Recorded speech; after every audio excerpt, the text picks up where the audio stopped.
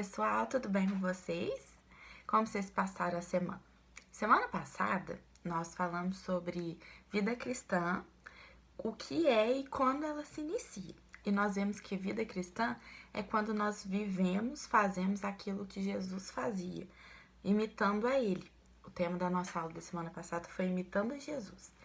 E nós vimos que a vida cristã, um exemplo clássico dela é a vida de Paulo, que ele tem um encontro com Jesus quando ele cai do cavalo e ele passa a viver do modo que Jesus vivia.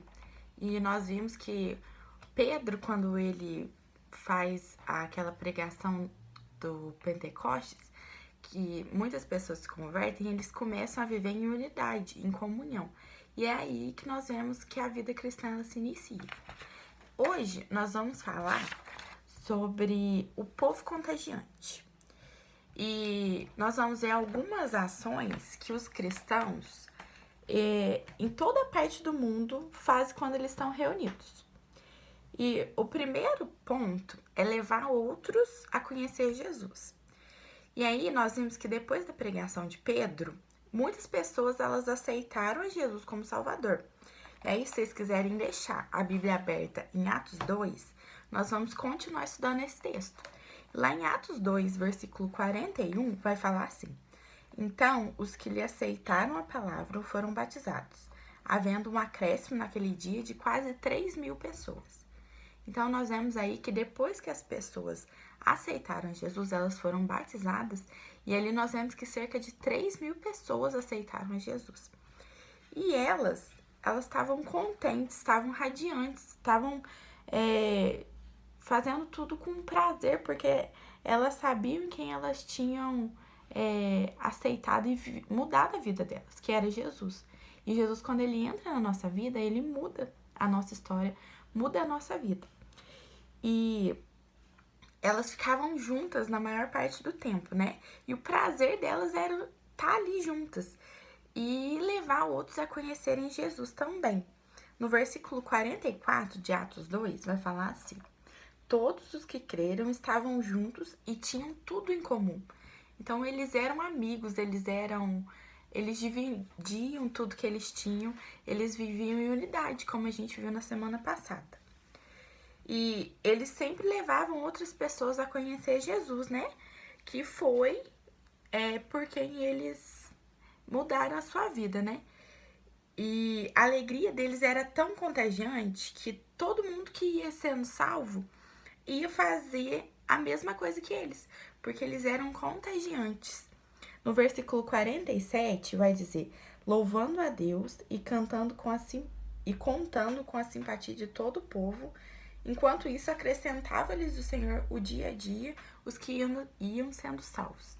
Então, eles viviam de modo em unidade, né? E eles viviam com alegria contagiante, que chamavam outras pessoas a viverem aquilo que eles também estavam vivendo.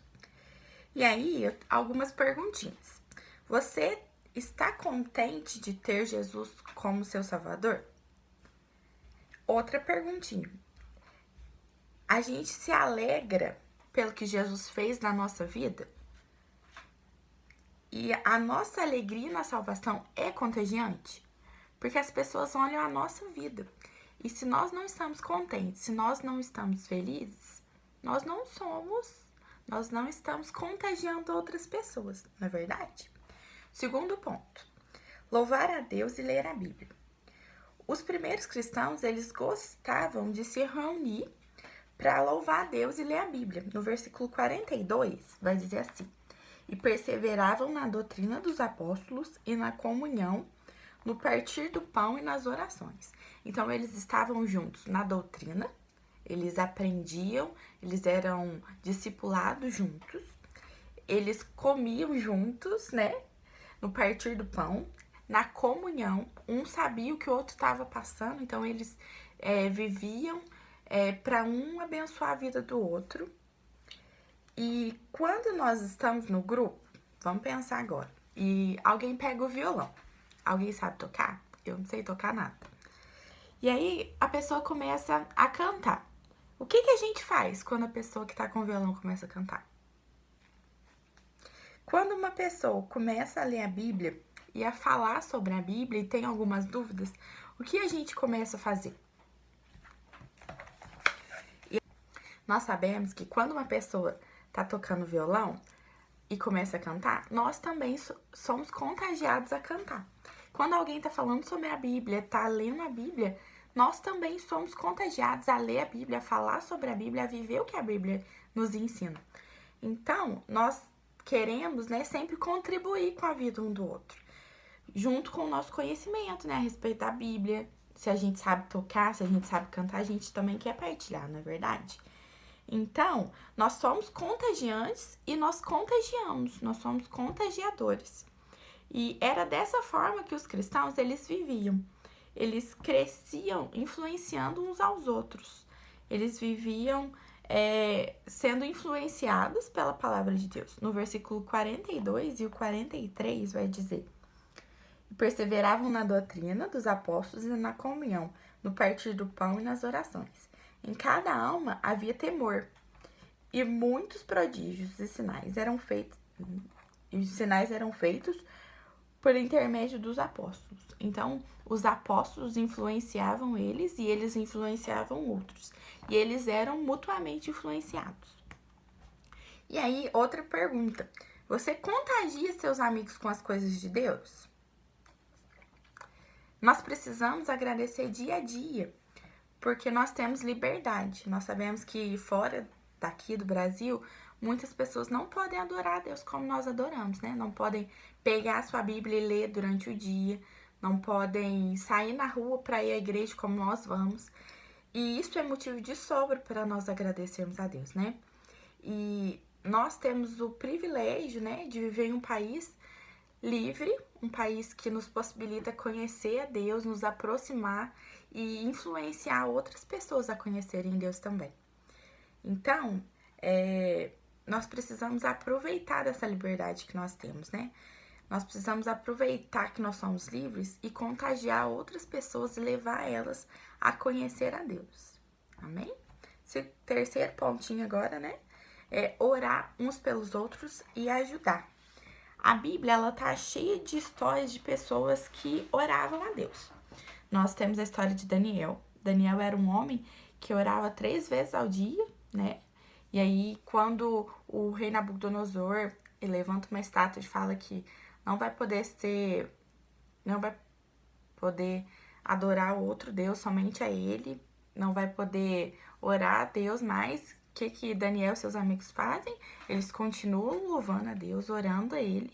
E Daniel fala que ele não vai parar de orar. E foi quando o rei mandou ele para a cova dos leões. Os amigos de Daniel também, eles não adoram a estátua, né? E o que acontece? Eles são levados para a fornalha. E nós vemos a mão de Deus ali cuidando deles. Abraão orou e Ana também orou. Jesus era um exemplo clássico de oração para nós, né? Paulo era um homem de oração. Então, todas essas pessoas, nós conhecemos as histórias e sabemos que eles eram fiéis na oração, né? E nós acreditamos que Deus ouve a nossa oração? Deus, ele responde as nossas orações. Às vezes sim, às vezes não, às vezes ele fala espera, mas ele sempre responde. Nós que às vezes achamos que só porque Deus não respondeu da maneira que nós queríamos, Deus não respondeu, mas Deus responde, mesmo que sim, mesmo que não, mesmo que com espere. E Deus, ele sempre quer o melhor para nós. E saber que Deus, ele não dá o que nós pedimos, é saber que Deus tem cuidado de nós. Porque às vezes nós queremos coisas ruins para nós e Deus, ele sabe, ele vê além, ele vai à frente, sabe o que tem melhor e reservado esperando por nós. E a Bíblia, ela nos assegura que às vezes nós pedimos mal. Vamos abrir nossa Bíblia lá em Tiago 4, do 2 ao 4. Vai estar escrito assim: cobiçais e nada tendes, matais e invejais e nada podeis obter. Viveis a lutar e a fazer guerras, nada tendes, porque não pedis. Pedis e não recebeis, porque pedis mal, para esbanjais em vossos prazeres. infiéis, não compreendeis que a amizade do mundo é inimiga de Deus? Aquele, pois, que quiser ser amigo do mundo, constitui-se inimigo de Deus. Então, Tiago fala que nós não recebemos o que nós pedimos porque nós pedimos mal. Nós não sabemos o que nós queremos, o que é melhor para nós, e nós pedimos para esbanjar os nossos próprios prazeres. E aí, um exemplo é a gente pedir uma bicicleta e orar, pedir para que Deus nos dê uma bicicleta.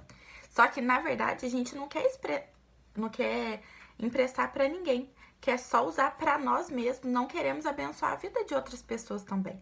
E Deus não nos dá a bicicleta porque Deus não quer que nós sejamos egoístas. Ele quer que nós sejamos amigos uns dos outros, né? Que nós compartilhamos, como nós temos aprendido durante esses dias. Então, os cristãos ali, eles estavam tão felizes com a vida que eles tinham com Cristo, que eles ajudavam uns aos outros. Vamos voltar lá em Atos 2, versículo 46, vai dizer assim: diariamente perseveravam unânimes no templo, partiam pão de casa em casa e tomavam as suas refeições com alegria e singeleza de coração. Então, eles viviam ali alegres, partilhando tudo que eles tinham. E eles partilhavam casa, roupa, alimento e as orações. Eles oravam uns pelos outros, né? E lá em Atos 4, passa só um pouquinho aí. Atos 4, do 23 ao 30, vai falar assim: uma vez soltos, procuraram os irmãos e lhes contaram quantas coisas lhe haviam dito os principais sacerdotes e os anciões. Ouvindo isto, unânime levantaram a voz a Deus e disseram: tu, soberano Senhor, que fizeste o céu, a terra, o mar e tudo o que neles há, e que disseste por intermédio do Espírito Santo por boca de Davi, nosso pai, teu servo, porque se enfureceram os gentios e os povos imaginaram coisas vãs? Levantaram-se os reis da terra e as autoridades juntaram-se uma a uma contra o Senhor e contra os seus ungidos, porque verdadeiramente se juntaram nessa cidade contra o teu santo servo Jesus, ao qual ungiste, Herodes e Pôncio Pilatos, com gentios e gente de Israel, para fazerem tudo o que a tua mão e o teu propósito predestinaram. Agora, Senhor, olha para as suas ameaças e concede aos teus servos que anunciem com toda a intrepidez a tua palavra, enquanto estendes a mão para fazer curas, sinais e prodígios por intermédio do nome do teu servo Jesus. Então, aqui é uma oração onde a igreja ora a favor de Pedro e João, porque eles iam anunciar o evangelho. E eles sofreram algumas perseguições no tempo de Jesus e após a morte de Jesus também. E ali a igreja se levanta para orar a favor deles, né? Para que Deus abençoasse e guardasse a vida deles. E eles viviam, Atos 4, 36 e 37, vai falar: José, a quem os apóstolos deram o sobrenome de Barnabé, que quer dizer filho de exortação, levita natural de Chipre, como tivesse um campo, vendendo, trouxe o preço e o depositou aos pés dos apóstolos. Nós vemos a unidade, né? Ele tinha um campo, ele vende o campo, porque ele ia abençoar outras pessoas. Ele trazia o dinheiro, deixava com os discípulos, e os discípulos partilhavam de igual forma para quem estivesse precisando ali, né? Então, nós podemos contagiar alguém com as nossas orações, com a nossa vida, com o nosso amor por elas. E para a gente concluir, quando nós estamos contentes com a salvação em Cristo Jesus, nós temos uma vida que contagia no louvor, na evangelização, na oração e na ajuda uns dos outros, né? Então, se eu e você estamos animados para contagiar alguém, se eu e você não estamos animados para contagiar alguém, nós precisamos pedir para Deus nos devolver a alegria da salvação, porque Ele é quem devolve, é Ele quem traz alegria. Davi, quando ele cai em pecado, ele ora a Deus e pede. Vamos abrir lá em Salmo 51? Salmo 51, versículo 12, vai dizer assim: restitui-me a alegria da tua salvação e sustenta-me como um espírito voluntário. Então, Davi, ele pede um espírito reavivado. Ele pede para Deus devolver a ele a alegria da salvação. E se nós não estamos contagiando, nós precisamos pedir para que Deus traga a alegria da salvação. E aí, para a gente finalizar, o que realmente nos motiva a permanecer no caminho do Senhor é a nossa comunhão com Deus, com os irmãos e o serviço que nós prestamos a Ele. Então, nós precisamos ser adolescentes, pré-adolescentes, crianças que estão motivadas, crianças que têm alegria na salvação em Cristo Jesus. Amém? Um beijo e até a próxima semana.